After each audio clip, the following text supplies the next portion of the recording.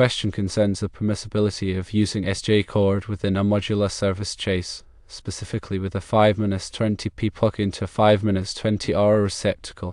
The service chase is described as bolted to a floor-level device, gasketed for environmental protection and removable via unplugging and bolt removal.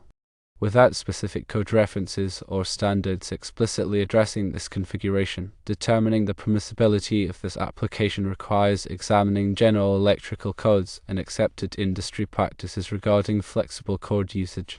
Let's delve into the factors that influence whether this installation is compliant and safe. Firstly, it's crucial to understand the intended use of SJ cord.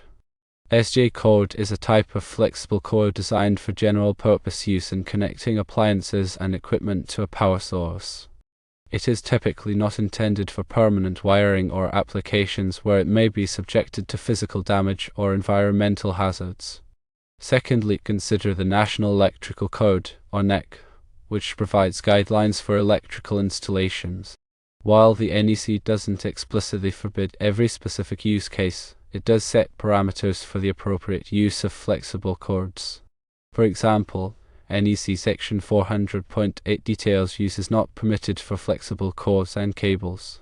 These include, but are not limited to, use as a substitute for the fixed wiring of a structure, where run through holes in walls, structural ceilings, suspended ceilings, draught ceilings, or floors, where run through doorways, windows, or similar openings where attached to building surfaces or where concealed behind building walls, structural ceilings, suspended ceilings, or floors. Thirdly, assess the environment and potential hazards. The service chase is described as being gasketed to protect against environmental elements, suggesting a degree of protection. However, the cord itself must be suitable for the environment. If the area is subject to moisture, chemicals, or physical abuse, a more robust cord type might be necessary. Fourthly, consider the mechanical protection of the SJ cord. The service chase provides some degree of protection, but the cord should be protected from sharp edges, abrasion, and other potential sources of damage.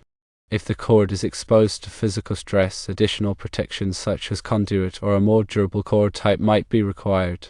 Fifthly, examine the ampacity of the SJ cord. The cord must be sized appropriately for the load it will carry. Refer to NEC Table 400.5 to determine the allowable ampacity of the SJ cord based on its conductor size and temperature rating. The 5-20p and 5-20R configuration implies a 20 amp circuit, so the cord must be rated for at least 20 amps. Sixthly, review the listing and labeling of the SJ cord and the receptacle. The cord and receptacle must be listed by a recognized testing laboratory such as UL and must be labeled with their voltage and current ratings.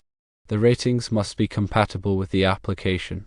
Seventhly, consider the grounding requirements. The grounding conductor in the SJ cord must be properly connected to the grounding pin on the plug and the grounding terminal on the receptacle. This ensures a safe path for fault current in the event of a short circuit. Eighthly, consider the strain relief. The cord must be properly strain relieved at both the plug and the receptacle to prevent stress on the conductors. This can be accomplished using cord grips or other approved methods. Ninthly, consider the removability of the service chase. The fact that the service chase is designed to be removable raises questions about whether the SJ cord is being used as a substitute for permanent wiring. If the service chase is intended to be frequently removed and reinstalled, a more robust and reliable connection method might be preferable. Tenthly, consult with a qualified electrical inspector or engineer. They can assess the specific installation and determine whether it meets all applicable codes and standards. They can also provide guidance on alternative wiring methods that might be more appropriate. 11thly, consider alternatives to SJ cord. Depending on the application, other wiring methods might be more suitable. These include flexible metal conduit, liquid-type flexible metal conduit, or even hard wiring with appropriate boxes and fittings. The choice of wiring method should be based on the specific requirements of the installation. 12thly, review local amendments to the NEC. Local jurisdictions may have amendments to the NEC that affect the permissibility of using SJ code in this type of application. Be sure to check with a local electrical inspector to determine if there are any local requirements. 13thly, ensure the cord is not run through any structural members. Running the cord through holes in walls, floors, or ceilings is generally prohibited by the NEC. The cord should be routed in a way that avoids any contact with structural members. 14thly, consider the length of the cord. Excessively long cords can create a tripping hazard and can also cause voltage drop. The cord should be only as long as necessary to reach the receptacle. 15thly, inspect the cord regularly for damage. Flexible cords are susceptible to damage from abrasion, cuts, and other physical abuse. The cord should be inspected regularly and replaced if any damage is found. 16thly, ensure the cord is not used in a wet or damp location unless it is specifically listed for that purpose. Using a cord that is not rated for wet locations in a damp environment can create a shock hazard. 17thly, consider the use of a ground fault circuit interrupter, or GFCI, receptacle. A GFCI receptacle can provide additional protection against electric shock in wet or damp locations. 18thly, the NEC section 590.4J covers flexible cords and cables as temporary wiring. If the service chase and its cord connection are intended to be temporary, specific rules apply to temporary wiring installations. 19thly, the NEC defines readily accessible as capable of being reached quickly for operation, renewal, or inspections without acquiring those to whom ready access is requisite to climb over or remove obstacles or to resort to portable ladders, and so forth. Consider whether the receptacle is readily accessible. 20thly, consider the potential for the cord to be subjected to flexing or bending. Excessive flexing or bending can damage the conductors inside the cord.